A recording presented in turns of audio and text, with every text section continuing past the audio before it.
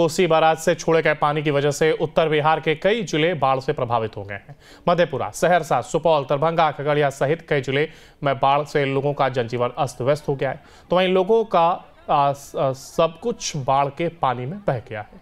ऊंचे स्थान पर रह रहे लोग दाने दाने को मोहताज हो गए हैं।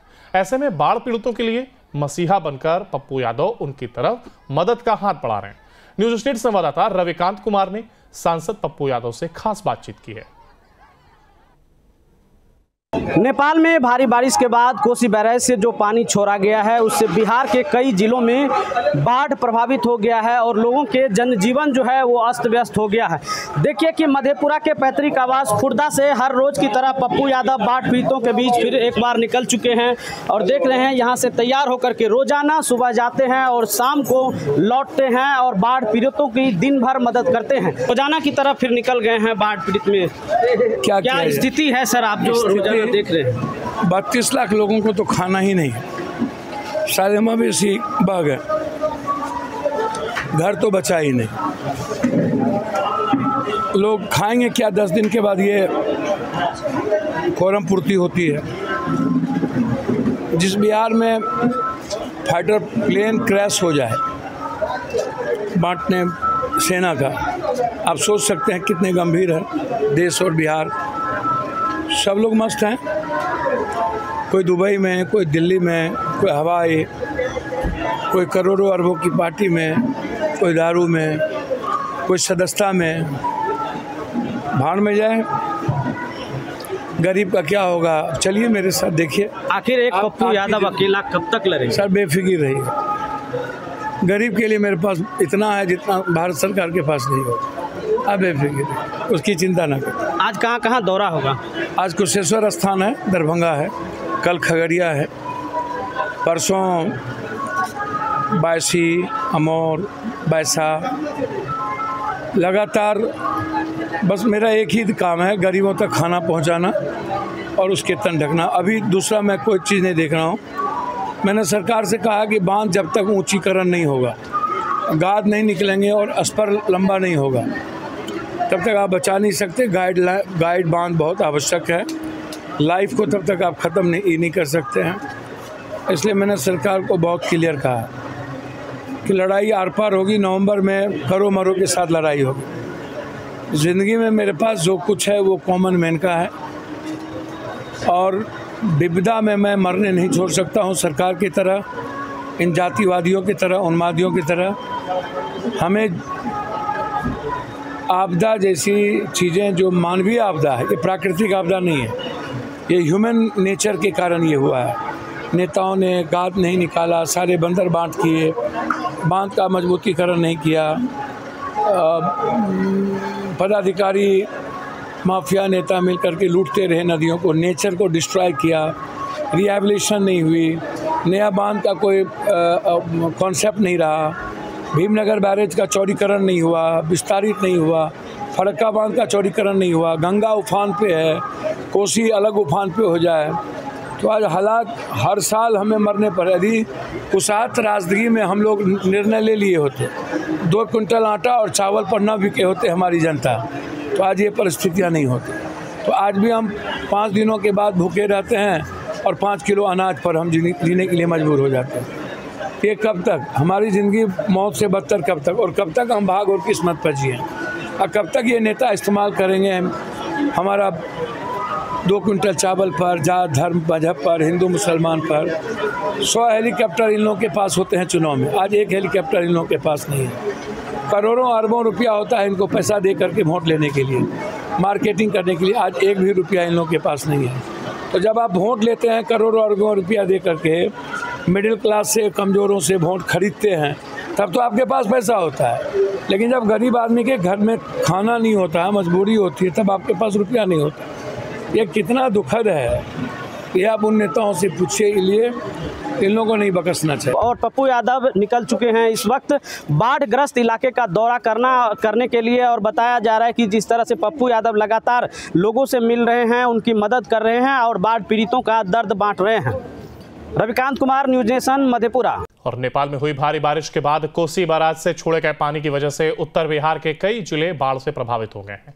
मधेपुरा, सहरसा, सुपौल, दरभंगा, खगड़िया सहित कई जिले में बाढ़ से लोगों का जनजीवन अस्त व्यस्त हो गया है। तो वहीं लोगों का सब कुछ बाढ़ के पानी में बह गया है।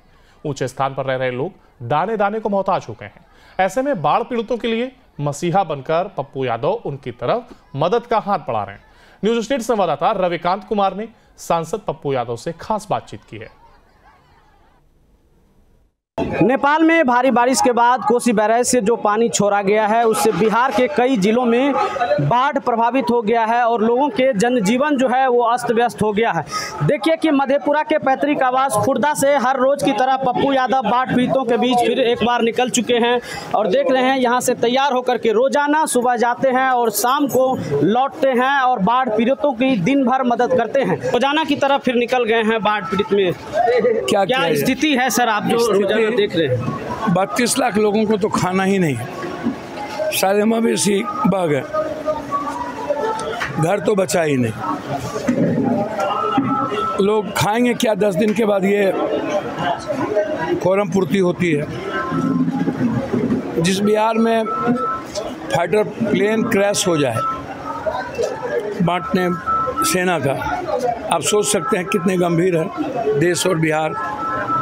सब लोग मस्त हैं, कोई दुबई में, कोई दिल्ली में, कोई हवाई, कोई करोड़ों अरबों की पार्टी में, कोई दारू में, कोई सदस्यता में। भाड़ में जाए, गरीब का क्या होगा? चलिए मेरे साथ देखिए। आखिर एक पप्पू यादव अकेला कब तक लड़ेगा? सर बेफिक्र रहिए, गरीब के लिए मेरे पास इतना है जितना भारत सरकार के पास नहीं होगा। अब बेफिक्र, उसकी चिंता ना करें। आज कहाँ कहाँ दौरा होगा? आज कुशेश्वर स्थान है, दरभंगा है, कल खगड़िया है, परसों बायसी, अमौर, बैसा। लगातार बस मेरा एक ही काम है, गरीबों तक खाना पहुंचाना और उसके तन ढकना। अभी दूसरा मैं कोई चीज़ नहीं देख रहा हूं। मैंने सरकार से कहा कि बांध जब तक ऊंचीकरण नहीं होगा, गाद नहीं निकलेंगे और स्पर लंबा नहीं होगा, तब तक आप बचा नहीं सकते। गाइड बांध बहुत आवश्यक है। लाइफ को तब तक आप ख़त्म नहीं कर सकते हैं। इसलिए मैंने सरकार को बहुत क्लियर कहा कि लड़ाई आर पार होगी। नवंबर में करो मरो के साथ लड़ाई होगी। ज़िंदगी में मेरे पास जो कुछ है वो कॉमन मैन का है और विपदा में मैं मरने नहीं छोड़ सकता हूँ। सरकार की तरह, इन जातिवादियों की तरह, उन्मादियों की तरह हमें आपदा जैसी चीज़ें, जो मानवीय आपदा है, ये प्राकृतिक आपदा नहीं है, ये ह्यूमन नेचर के कारण ये हुआ है। नेताओं ने गाद नहीं निकाला, सारे बंदर बांट किए, बांध का मजबूतीकरण नहीं किया, पदाधिकारी माफिया नेता मिलकर के लूटते रहे नदियों को, नेचर को डिस्ट्रॉय किया, रिहैबिलिटेशन नहीं हुई, नया बांध का कोई कॉन्सेप्ट नहीं रहा, भीमनगर बैरेज का चौड़ीकरण नहीं हुआ, विस्तारित नहीं हुआ, फरक्का बांध का चौड़ीकरण नहीं हुआ, गंगा उफान पे है, कोसी अलग उफान पे हो जाए तो आज हालात हर साल हमें मरने पर। यदि उस त्रासदी में हम लोग निर्णय ले लिए होते, 2 क्विंटल आटा और चावल पर न बिके होते हमारी जनता, तो आज ये परिस्थितियाँ नहीं होती। तो आज भी हम 5 दिनों के बाद भूखे रहते हैं और 5 किलो अनाज पर हम जीने के लिए मजबूर हो जाते हैं। ये कब तक? हमारी ज़िंदगी मौत से बदतर कब तक? और कब तक हम भाग और किस्मत पर जिए? और कब तक ये नेता इस्तेमाल करेंगे हमारा 2 क्विंटल चावल पर, जात धर्म मजहब पर, हिंदू मुसलमान पर? 100 हेलीकॉप्टर इन लोगों के पास होते हैं चुनाव में, आज एक हेलीकॉप्टर इन लोगों के पास नहीं है। करोड़ों अरबों रुपया होता है इनको पैसा दे करके वोट लेने के लिए, मार्केटिंग करने के लिए, आज एक भी रुपया इन लोगों के पास नहीं है। तो जब आप वोट लेते हैं करोड़ों अरबों रुपया दे करके, मिडिल क्लास से, कमज़ोरों से वोट खरीदते हैं, तब तो आपके पास पैसा होता है। लेकिन जब गरीब आदमी के घर में खाना नहीं होता है, मजबूरी होती है, तब आपके पास रुपया नहीं होता। ये कितना दुखद है, ये आप उन नेताओं से पूछिए। इसलिए इन लोगों को नहीं बकसना चाहिए। और पप्पू यादव निकल चुके हैं इस वक्त बाढ़ग्रस्त इलाके का दौरा करने के लिए और बताया जा रहा है कि जिस तरह से पप्पू यादव लगातार लोगों से मिल रहे हैं, उनकी मदद कर रहे हैं और बाढ़ पीड़ितों का दर्द बांट रहे हैं।